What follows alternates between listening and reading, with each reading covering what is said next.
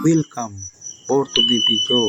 Please like, subscribe, and click the bell notification for today's video. Sa ngayong araw na video ay linisan ko ang motor na YTX 125. Gamitan ko ng ito po ang gamit ko sa paglinis ng motor.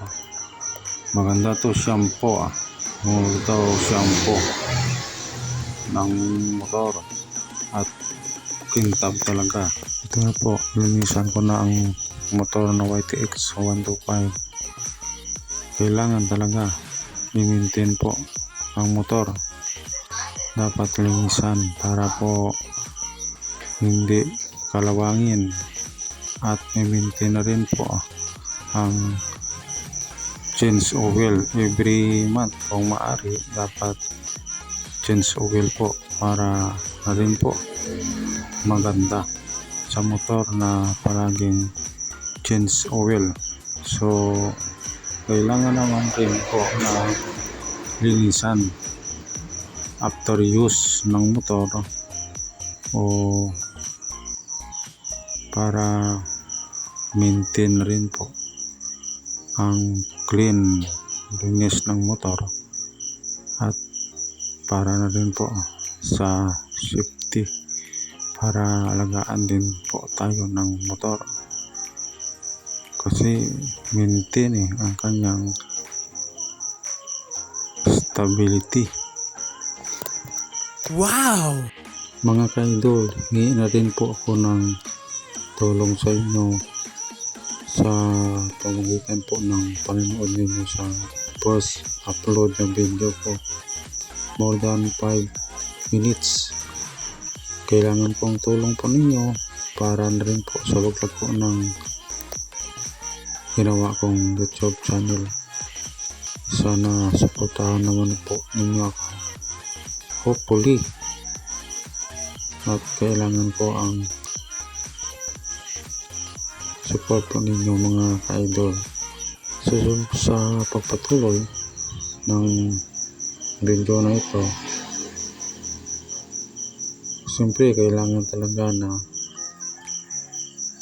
to maintain cleanliness at stability ng motor every use, kasi para na rin po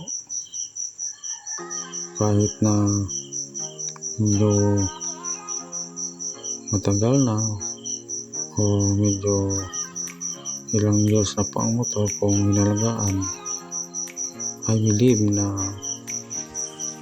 walang problema kasi maintain po para sa kanyang maintenance sa mga spare part. Kailangan talaga na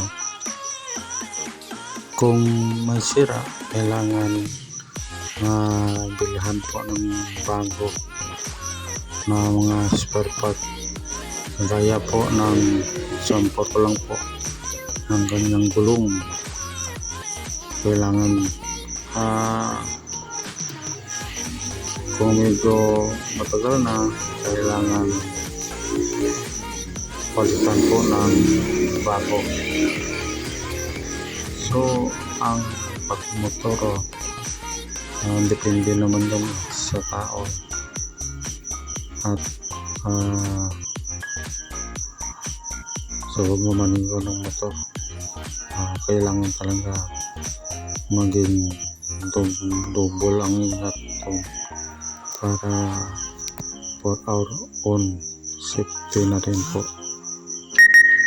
kasi baka kung mabilis, kung baguhan lang po tayo sa pagmotor, kailangan talaga na medyo bagalan na po ang pagpapatakbo. Please like, subscribe, and click the bell notification. Mga ka-idol, ang next vlog siguro ko po na ma-upload ay pupunta po ako sa area ng San Joaquin, Tiki, Copias Premier o sa San Jose. Sana panoorin po ninyo ang motovlog ko next video. At salamat na din po sa inyo pong suporta at panonood sa video. Hingi ko lang po ng like, subscribe, i-click ang bell notification, and kung gusto po ninyo mag-comment, comment po para na din po may conversation po tayo sa video na ito. Maraming salamat sa inyo pong panonood. At ito na rin po ang pagkatapos na linisan ko ang motor na YTX 125. Hanggang po sa muli, this ang inyo pong ka-idol. Napakasalamat sa panonood po ninyo.